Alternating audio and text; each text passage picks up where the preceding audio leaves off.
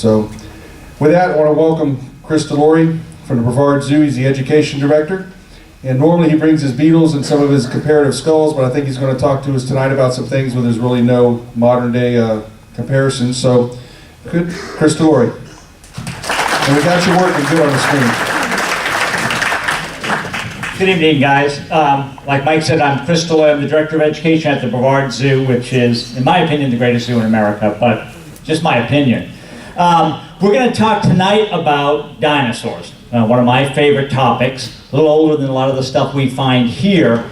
But this particular site we're going to be talking about, the Dana Quarry, is a very significant site to a lot of us because it's changing some things in paleontology. Some good, some bad. But it's doing three particular things we're going to talk about tonight. One, it's changing the way we look at certain groups of dinosaurs based on the fact they're finding the most complete specimens ever found with the groups of dinosaurs they're pulling out of this one site.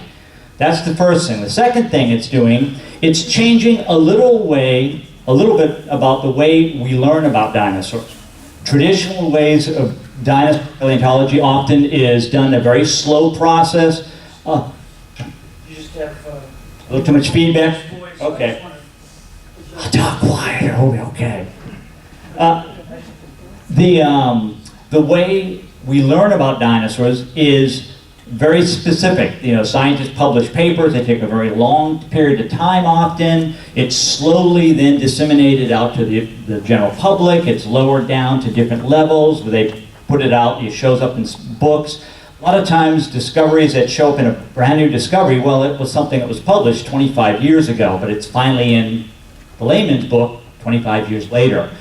That's changing with this site. They're actually publishing the papers much quicker, and they're changing a lot of things about it. The last thing, they're also changing, this site is changing a little bit who's publishing. This site is a commercial site. It is owned by a commercial fossil individual. They are just digging up the skeletons and they're selling them to museums. A little different. Traditional way with dinosaurs especially, the full skeletons generally are large process digs that are done by a team of academics or a team of volunteers from a university. It's a little different. It is, like I said, it is causing some interesting discussions at some of the paleontology meetings, specifically with the dinosaurs. And so it's bringing a lot of new information out there and just changing the way we're looking. So let's look at it a little bit. Turn the lights.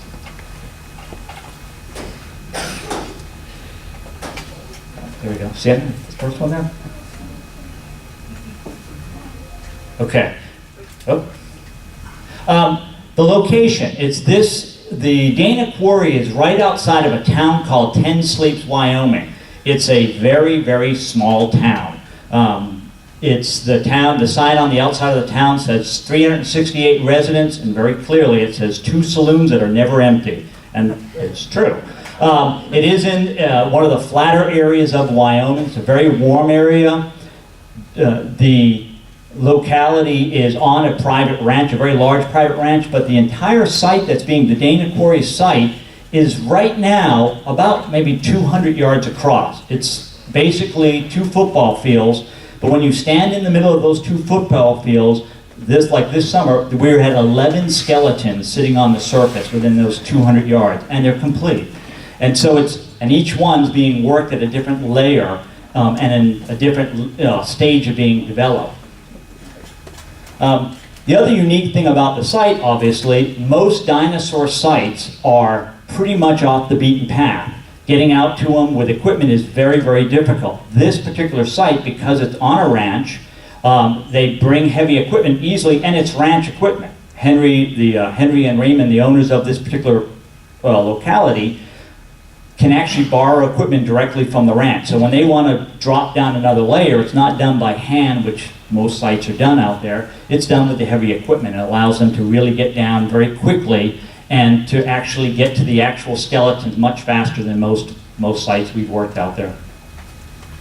Now, the neat thing about the site is, again, it's very complete skeletons, and oftentimes when they're working the entire skeleton at one layer. If you've got the whole skeleton laying right beneath you, This is on the right there, on the left, I guess, is Dr. Norell, the head of the American Museum of Natural History's Paleontology Department up in New York.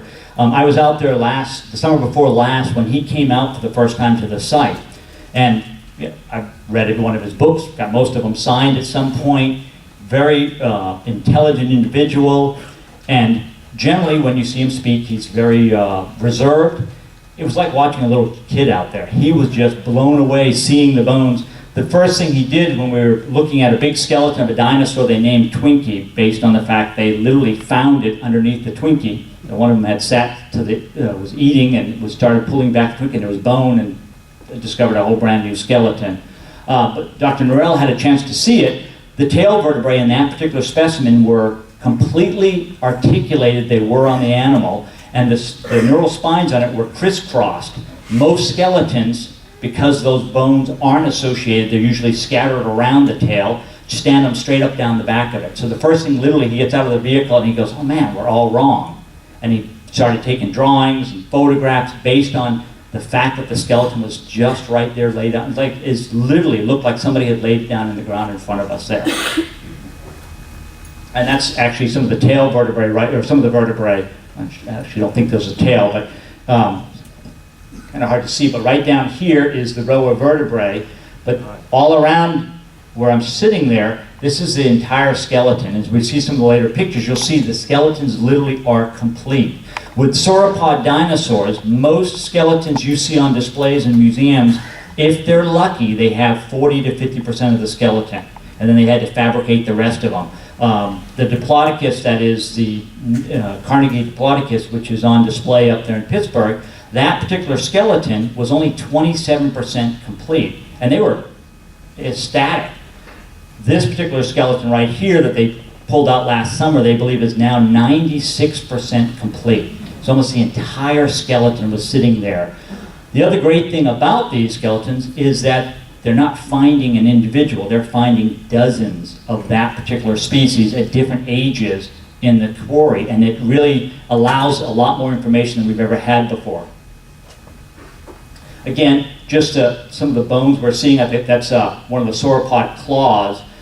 Again, it's laying there right in order. They jacket it, take it out piece by piece, which makes it a little bit easier to go along with it. Some more of the just tail vertebrae, some of the bone fragments that are all. The unusual thing about this site, even though, again, it's 200 yards, not a giant distance, there's two complete different matrices that you're working in. This matrix over here is a very soft matrix, easy to work, easy to get down to the bones, but unfortunately, as we all know, when you have a soft matrix, you generally have soft bone. The bone's very, very brittle. The other side of the quarry is literally cement. You're digging through really dense cement-like rock, but the bones are perfect, and they're really, when you finally get it out of there, you can bang it on a counter, and it's solid as could be. So it's sort of a trade-off depending on which part of the quarry we're digging in.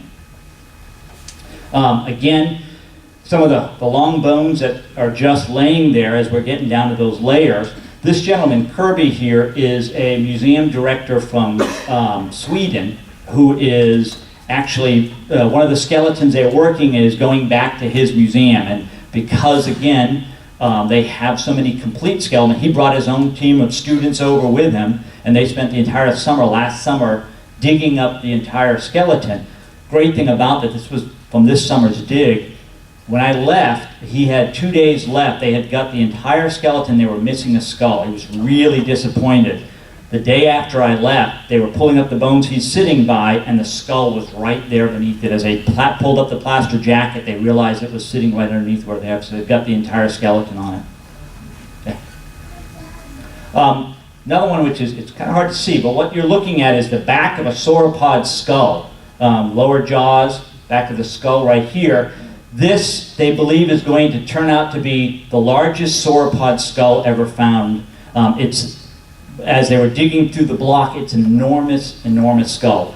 Again, as they were digging it, the original thought was it's an Apatosaurus, but at the end, when we talk a little bit about the name change that may be occurring, that will be one of the ones that they're going to be used to base that change in the name. That's the tail vertebrae from that same skull, it's just farther down. This skeleton, so far, what they've got out of it, they believe it's measuring a little over 95 feet long, so it's going to be a really big specimen. And it hasn't got a name yet. They name the dinosaurs as they come out of the quarry, and this one hasn't gotten a name yet. This is Twinkie, the one I told you about earlier. The entire skeleton, we've got the vertebral column all the way around, down to the detail. Wesley Linster, who was working the one, worked it all the way down to the tail. The one thing about big sauropod dinosaurs, you very rarely find the end of the tail. The tiny little whip tail, the bones disassociate. You find them all over the site, and they put them together, and they've never really known exactly the right number because they're always all over the place. You kind of put them out until it looks like it stops. The three of the specimens here they found, they believe, all the way down to the very last little nub of bone, so they know it's the exact number. This is another one. They dug the whole skeleton out and thought we had found a skeleton with no dinosaur head. As they were pulling up the last block, right up here underneath here, the skull was sitting upside down, and they've got the whole skull on that one also. One of the maps, the site obviously is a mapped out site. This is a map that I like to show people to show we all make lots of mistakes. This was not in the main Dana quarry. On the ranch there was an old quarry that had been dug 20 years ago. Nobody had been in it in 20 years. The people, Henry, who owned the quarry now, owned the rights to the quarry, knew that the quarry existed, didn't think there was anything in it. So one afternoon he said, Chris, why don't you go out to that quarry over there? I think there's some bone over there, and whatever you find, go and take back with you.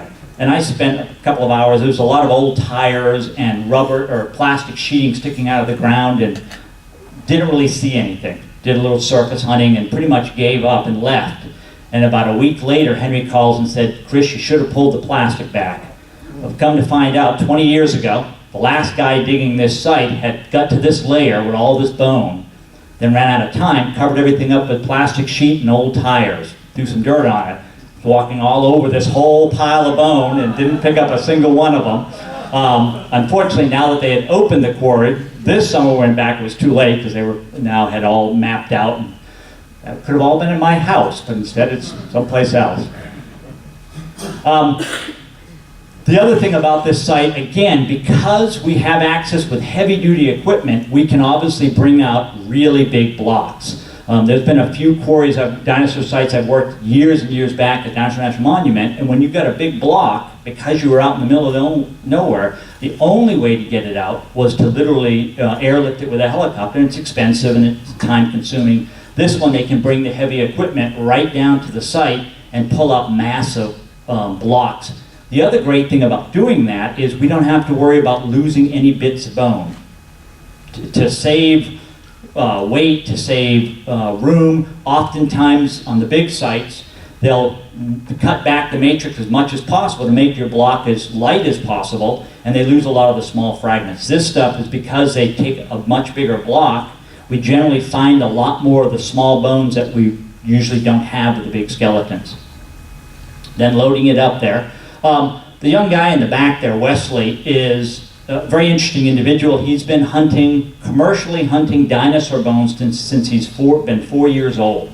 His family, the Linster family, has had a quarry up in Montana. He was joking with us one day, telling us basically when most kids go home and have to do chores, you clean the house or you clean your bedroom, every afternoon after school, they had to go to the quarry and dig for 2 hours, a little bit of slave labor, before they had dinner. Neat thing about Wesley, he is the individual who discovered Bambi Raptor, which was, the full skeleton was on display down in Fort Lauderdale for a few years at the Graves Museum. He is credited with actually finding it, found it one day after school, and had the skull in his room, didn't realize he had it in his room for about a year before they brought it out one day at the dinner table, set it on the table, and said, Dad, is this anything?